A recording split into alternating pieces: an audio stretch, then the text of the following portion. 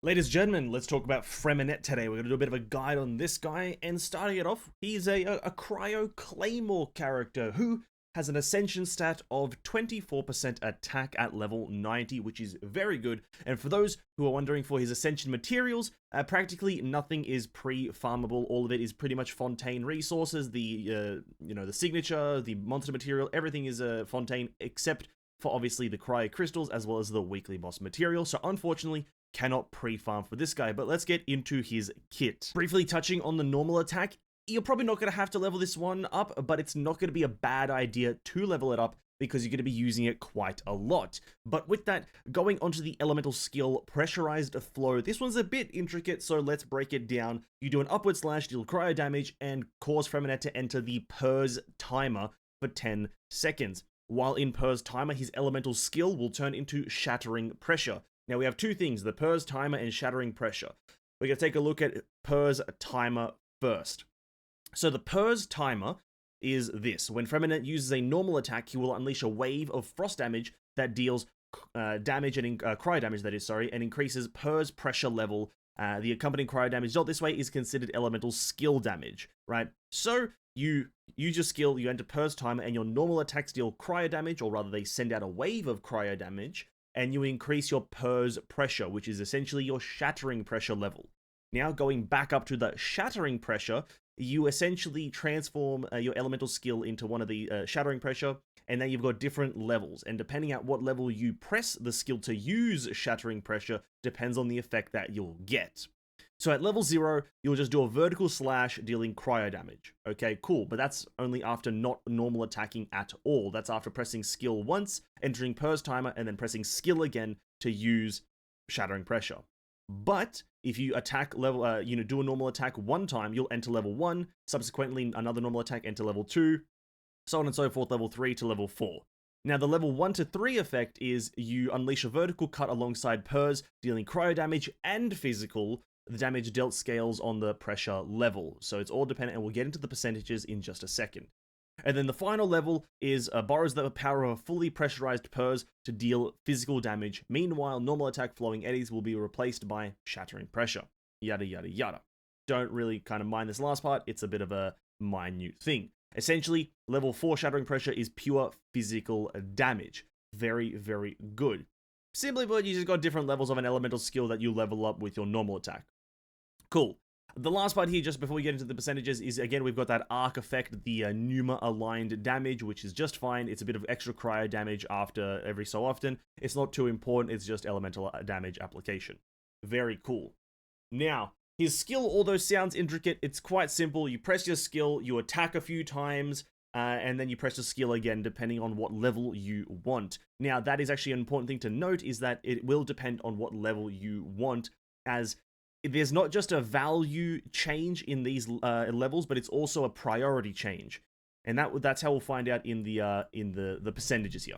So baseline shattering pressure level 0, you probably don't want to use. It's only 360 at level 10, but because it's a forced character, or 4-star rather, we'll look at level 13.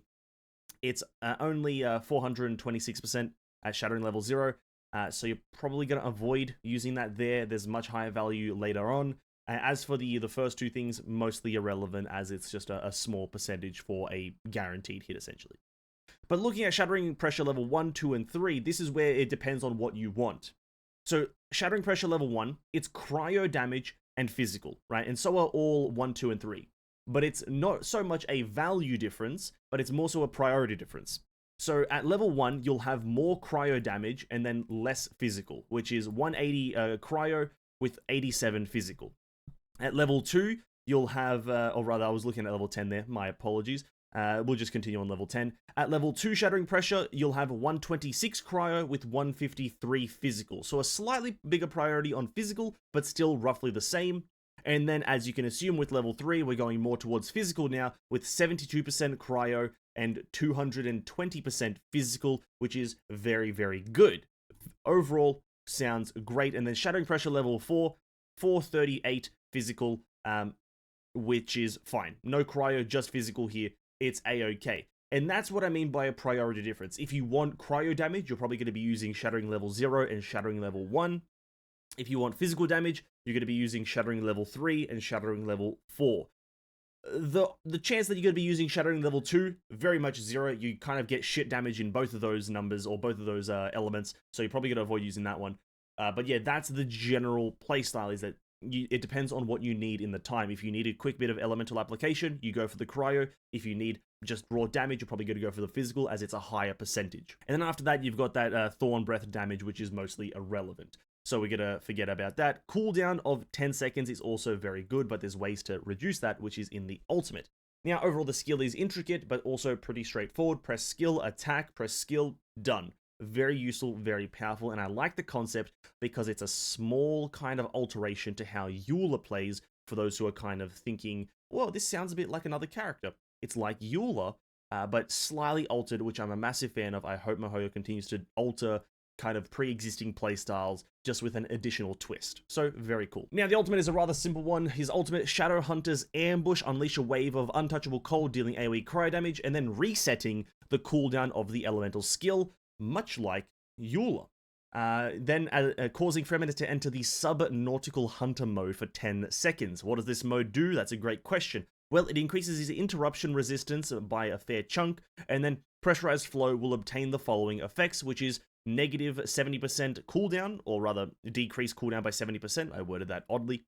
And then normal attacks will give PERS, which is the shattered pressure, 1 additional pressure stack per normal attack, and the frost released by this normal attack deals 200% of their original damage. This effect is fully cancelled when Freminet leaves the field, which is very, very powerful, essentially like Eula. Again, I'm going to continuously make that reference that this is like Eula because it essentially is, which I'm a massive fan of because it's Eula, but slightly different.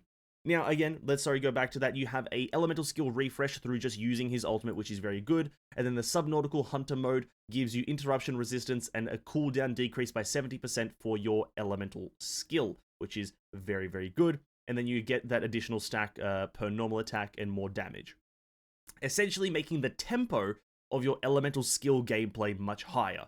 You're not really going to be using the ultimate for raw damage, although at level 13, it does do 676% skill damage, which is very high, by the way. But you're most likely going to be using it for the tempo increase on your normal attack, kind of like elemental skill game mode, which is going to be getting 2 stacks of PERS per elemental skill, per normal attack for your elemental skill. It takes 2 attacks to get to 4. You know, you do have this cyclical gameplay, and also that cooldown decrease by 70% takes your elemental skill cooldown of 10 seconds down to 3 seconds, which increases your tempo even further. And that's all for the duration of 10 seconds that the Shadow Hunter mode stays on, which is also very powerful. Now, again, going back to those percentages for the elemental burst, which is 676% skill damage, very good. Duration of 10 seconds on that Shadow Hunter mode, 15-second cooldown, so 5 seconds of downtime, and 60 energy cost, meaning you're probably not going to use an elemental recharge weapon. Maybe just a bit of elemental recharge on the artifacts is the most that you're going to be asking for. Very cool elemental burst, and again, much like Eula, works very synergistically with the rest of his kit. It's very good, very... synergistic is kind of the word that I'll just kind of label this character as he works with himself very well. And a quick look at his passive, his first passive, Saturation Deep Dive. When using his elemental skill, the Shattering Pressure portion, if the PERS timer was less than pressure 4, the cooldown of pressurized flow is decreased by 1 second.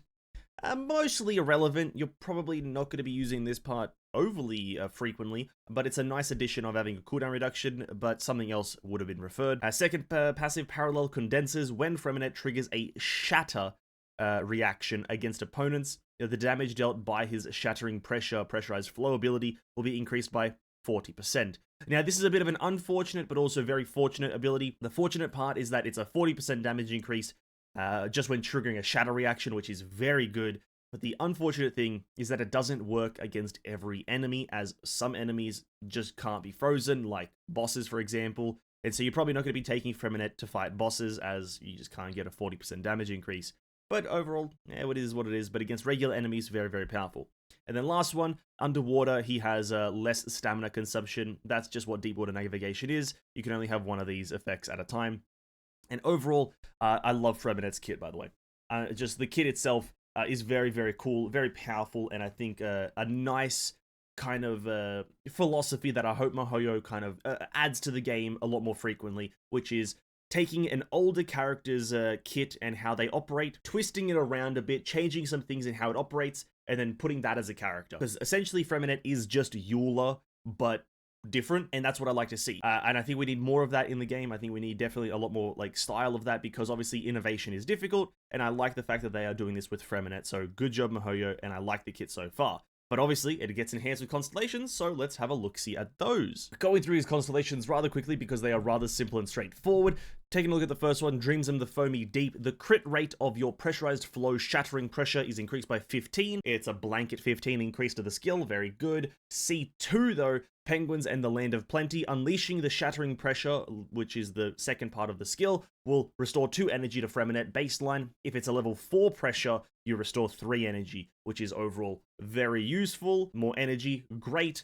Constellation 4, Dance of the Snowy Moon and Flute. When triggering a Frozen, Shatter, or Superconduct against an opponent, his attack will be increased by 9% for 6 seconds, max 2 stacks, can be triggered once every 0.3, to a total of 18% attack increase, which is overall very good. It's only on Superconduct and Frozen and Shadow reactions, by the way, and it's so easy to trigger, so 18% attack increase, very powerful. And then C6, the Moment of Waking and Resolve. When Freminet again triggers Frozen, Shadow, or Superconduct reactions against opponents, his own crit damage will be increased by 12% for 6 seconds, max 3 stacks. This can be triggered once every 0.3 seconds, to a total of the illustrious 36% crit damage increase universally.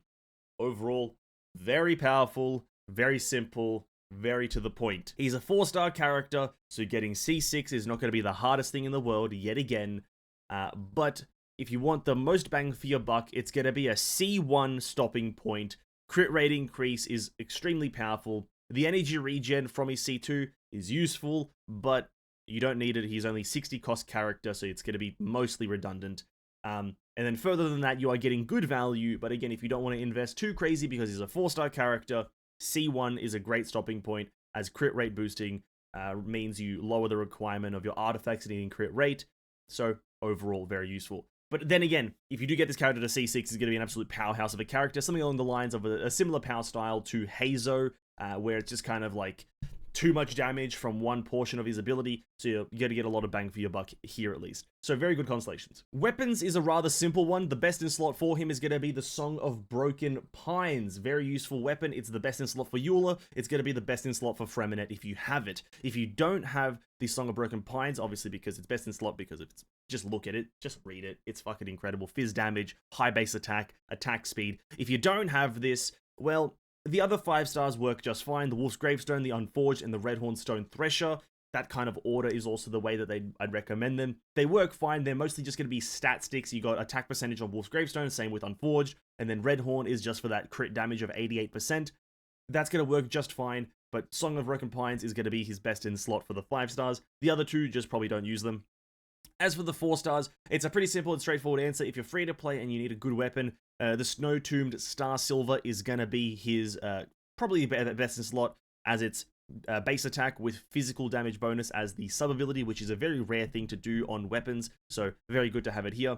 And then it's also easy to get to Refinement 5, with the ability being kind of decent at best, but still fine.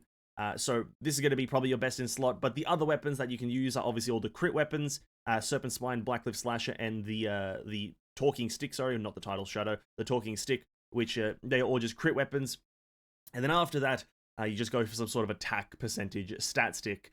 I wouldn't recommend going for an energy recharge weapon. He's got a low cost energy for his burst, so you don't need the energy recharge. And also, don't be confused with his the art here saying that he should use the bell. Don't use the bell. Don't be confused with that. Don't use the bell. It's not good on him. The bell is useless. The bell does nothing. Don't use the bell. I don't know why. I guess it's his signature lore-wise. Don't use the bell. Artifacts are also a rather simple one. Just go for the physical ones. Pale Flame and Bloodstained Chivalry are going to be your 2 best options. If you want full value and high maximum throughput, Pale Flame is going to be the best one, as during his burst mode, you can maintain the 4-set buff permanently, essentially. And just like Eula can, you can do that way. Obviously, 2 set is 25 physical, and then 4 set is just a massive attack and also 25% more physical. So this one's going to be the best bang for your buck if you want just the highest value character. Bloodstained Chivalry is just fine as well. The 4 set, a bit harder to utilize because it's charge attack damage, but if you want to run also 2 set Pale Flame, 2 set Bloodstained, it's also just going to work just fine. That's just going to be a flat bonus based on nothing. And so those two are going to be your best bang for your buck. You can run other things like Gladiator's Finale, Shimenawa's Reminiscence, and maybe probably Marichusser Hunter if you do some sort of a very nifty gameplay. Wouldn't recommend it because they're just old. They're old and they don't play to the character's element, and you usually want to play to the character's element. In this case, he's physical. Now, I should clarify, you also probably could try to run some sort of cryo build on him. Now, that's absolutely possible. 100% possible, right? It's possible to do that. Now, probably some sort of set is Blizzard Strayer or Emblem of Severed Fate, something along those lines. I didn't give it too much thought as it's just not going to be my recommendation. But you can run a cryo thing on him. You just have to be extremely aware of what pressure level you are at and using your ultimate correctly. That's really all you have to be aware with that. So yeah, you can run that, but I recommend the physical build. And lastly, the characters and closing thoughts. Freminet is Eula, but 4-star, but also probably different gameplay and fun. Or fun-ish in their own respective ways. A very good character, but think of it as just building Eula. That's going to be your build philosophy, and that's going to be your team composition philosophy, at least for the most part. Now, with Eula, you usually run a Superconduct character, as well as just buffers, so you'll usually run Raiden Shogun, or Official, or something like that for the Superconduct, a Bennett for the buffing, and then maybe, like, some other character for some physical shredding, like Zhongli, or something like that. But Freminet is a bit of a different case. You can run similar things, and it's advised to run similar things, like a Superconduct character, a Bennett for buffing, and a guy that does shredding. But because Freminet can also be used as a cryo character, you have a lot of variation in what you can run. Now, obviously, we have to remember that triggering different freeze reactions, so Shatter, Superconduct, or the other one that I've forgotten its name of, you get some sort of buffs. Specifically on the Shatter, if you freeze enemies and then shatter them with Freminet, you get a lot of bonuses. And so it's highly advised to even run a freeze comp. So you've got actually a lot of freedom with this character. You can run Freminet Yelan or Freminet Jingcho for that freezing. Freminet Kamisato Ayato also works. You can go for the normal attack build of Freminet Yunjin, something along those lines. And if you want to run maybe a bit more of a cryo-based one, you can even run swirl characters to get that elemental shredding. So Kazuha also works. So surprisingly enough, you do have a lot of freedom in what you run with Freminet, depending on what you want to run him as. But also the big caveat is that does add a bit of a restriction to your gameplay, as you have to be extremely aware of how many shattered pressure stacks, or shattering pressure rather, stacks you will have, and when to use them. You don't want to be using them at the wrong one or the wrong interval, so you don't use it on the wrong element. So be aware of that. But I do like the fact that he has a lot of elemental freedom and a lot of team freedom when building him. The only element that you shouldn't run him with is Dendro, as there is no Dendro cryo reaction, unfortunately. And with that, that's practically Freminet. I think he's a great character. I think he's going to be a great addition to the roster. And although he's not going to be better than Eula, he's going to be a very good character, and I like the philosophy behind him, where it's taken Eula's kit, twisted it, mumble-jumbled it, made something new, and then added it to the game. I like that a lot, and I hope they do it with all the old characters as well. And with that, he's a great character. Hope you guys enjoyed. If it was helpful, like, sub, and I'll catch you guys in the next video.